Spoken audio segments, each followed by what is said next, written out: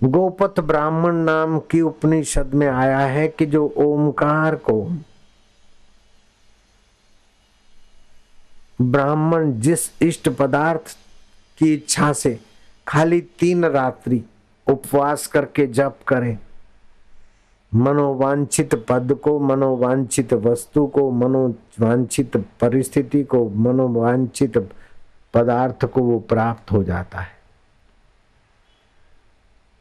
पूर्वाभिमुख करे और ओमकार की उपासना करे, मौन रहे और 3 रात्रियां कुशासन पर बैठकर जप करे। अधिक जप न करे तो कोई हरकत नहीं, केवल 1000 बार जप हो जाएगा, रोज तो भी चल जाएगा। माला गिनती से जपे और प्रेम पूर्वक अर्थ सहित जपे, उसके मनोरथ पूर्ण होने लगते।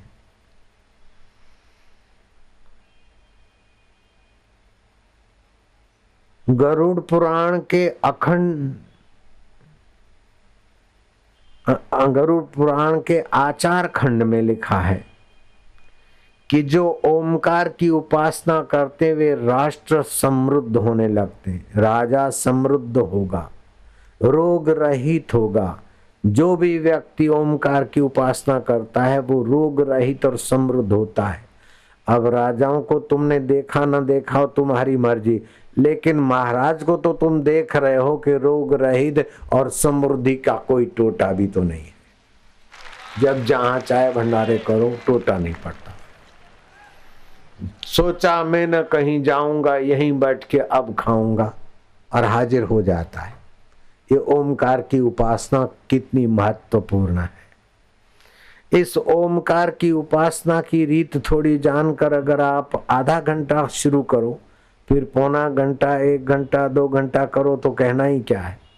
लेकिन जितना संसार के लिए आप परिश्रम करते हैं, आजी निजारी करते हैं, मत्थापच्ची करते हैं, घुटने टेकते हैं, उसका 10वां हिस्सा भी ये परिश्रम का मार्ग नहीं है और अनंत गुना फल हो जाएगा। भगवान की उपासना में इतना प्रभाव है।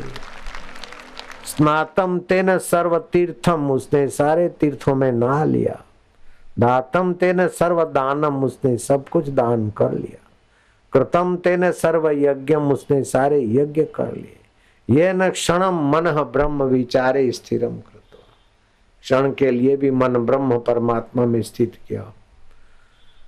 तो ये ब्रह्म परमात्मा का स्वाभाविक नाम है। ध्यान से सुन रहे हो, आपको धन्यवाद है।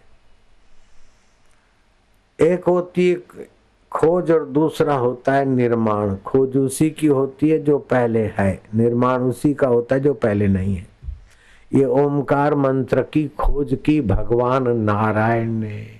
तो भगवान नारायण के अवतार हैं श्री कृष्ण और श्री राम। श्री राम 12 वक्त अवतरित हुए, श्री कृष्ण 16 बार अवतरित हुए। उसके पहले आदि नारायण है और आदि नारायण के पहले ये ओमकार मंत्र था। तभी इसको शास्त्रों ने कहा कि भगवान नारायण ने इस मंत्र की महिमा खोजी। तो ये ओमकार मंत्र बीज मंत्र माना जाता है। ये जैसे पृथ्वी में जो भी बीज डालो वैसा फल मिलता है, ऐसे इस बीज मंत्र से जो भी मांगो वो देर सबेर फलता है।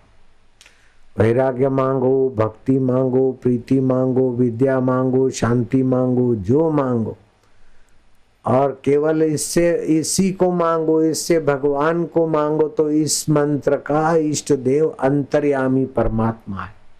सबके अंतर्स्युत जो परमेश्वर सत्ता है वो इसके इष्ट देव है, मंत्र का देवता है। जैसे आंखों की आंख ये आत्म चेतना है। आत्म चेतना ना हो तो आंख देख नहीं सकती, चेतना ना हो तो कान सुन नहीं सकते। कानों के कान वो आत्मदेव है, जिह्वा की जिह्वा वो आत्मदेव है। ये आत्मदेव परमात्मा इसके देवता है। तो मैं कई बार ये आपको उच्चारण करा चुका हूं, आप अभी फिर से करो। अथ ओमकार मंत्र, अथ ओमकार मंत्र, गायत्री छंद, गायत्री छंद, परमात्मा ऋषि। परमात्मा ऋषि। इस मंत्र की महिमा किसने खोजी? बोले परमात्मा। परमात्मा इस मंत्र के खोजने वाले ऋषि है। देवता कौन है? अंतर्यामी देवता। अंतर्यामी देवता जो पृथ्वी में गंध गुण स्वरूप चैतन्य है और पेड़ पौधों को, बीजों को जीवनी शक्ति देता है। जो हमारे शरीर में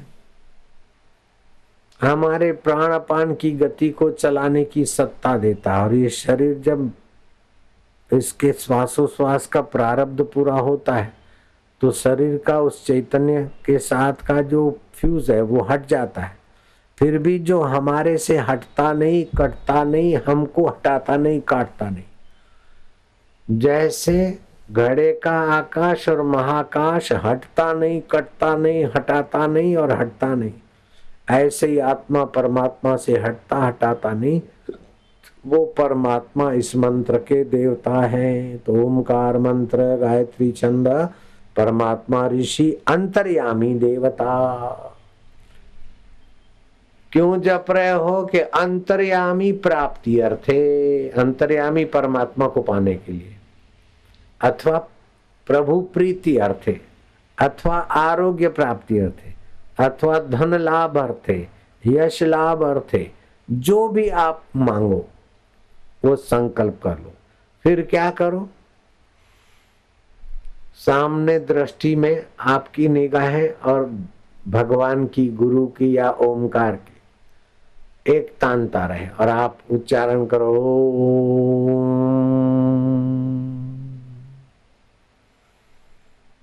हरि ओम।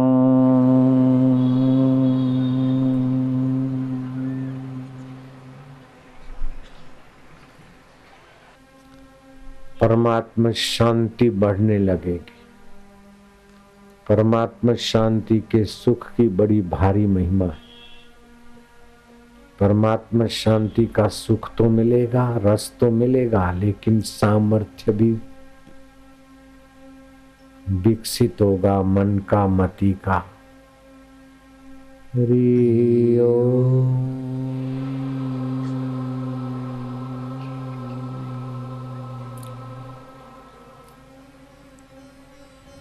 ये प्रीति पूर्वक उच्चारण भाग्य की रेखाओं को बदल सकता है,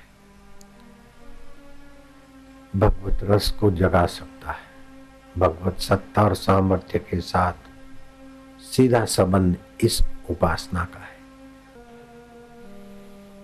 रजो और तमोगुण से जो आदमी को घाटा होता है, हानियां होती है, गलत निर्णय होते हैं, गलत आकर्षण होते, पश्चाताप करता है, नीच गतियों को जाता है, ये सारा रजो और तमोगुण इस उपासना से ऐसे भागेगा जैसे सूर्योदय उदय होते ही अंधकारी रात्रि भाग जाती। जहां मजा आता है उसे रस कहते हैं। एक होता है विषय विकारों का रस,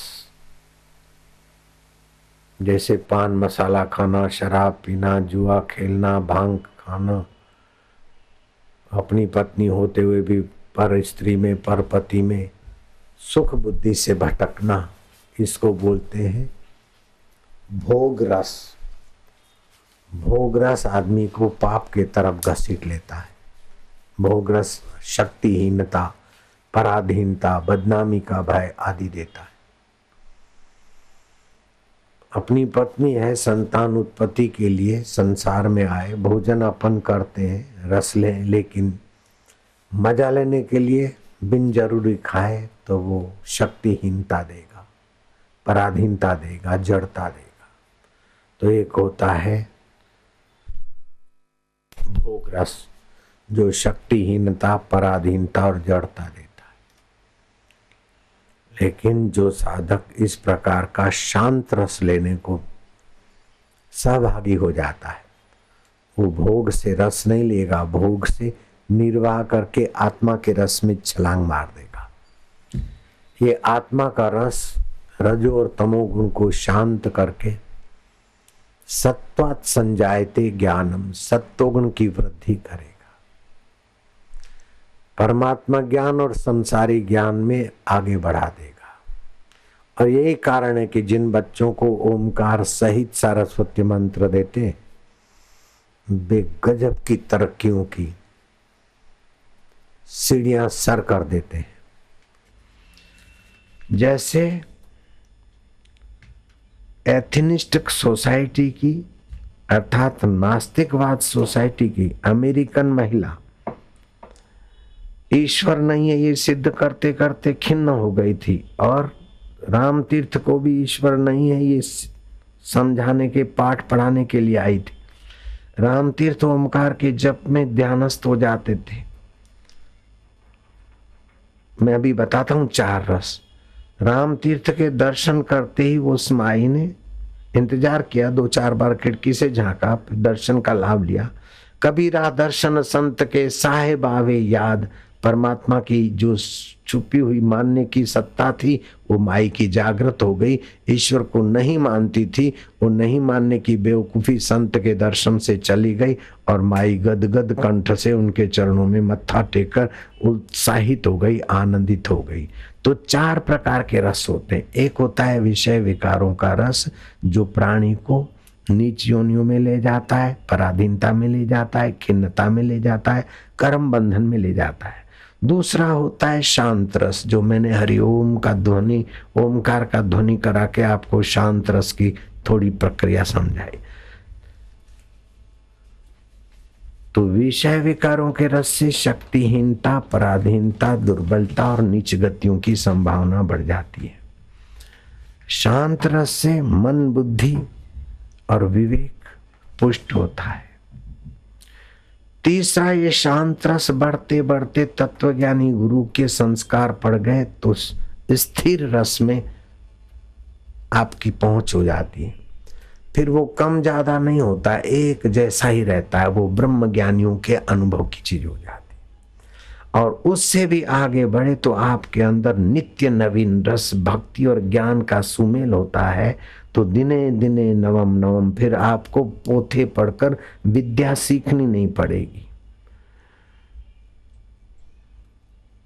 टॉनिक लेकर स्वास्थ्य संभालना नहीं पड़ेगा, क्लबों में जाकर अथवा फैशन करके सुख की भीख नहीं मांगनी पड़ेगी। आप तो सुख स्वरूप हो जाओगे। आपकी निगाहों से सुख की तन मात्राएं बरसेगी, सुख के वेव्स बरसेंगे। दुनिया को सुखी करने का, नित्य नवीन रस बरसाने का, नित्य नवीन प्रेमा भक्ति का प्रसाद बरसाने का सामर्थ्य आपके अंदर प्रकट हो जाता है। तो 4 रस, एक तो विषय विकारों का रस, दूसरा शांत रस, तीसरा स्थायी रस ब्रह्म रस, और चौथा भक्ति का नित्य नवीन रस। ये जीवन की उपलब्धि और मानवता के व्यक्तित्व के विकास की पराकाष्ठा है।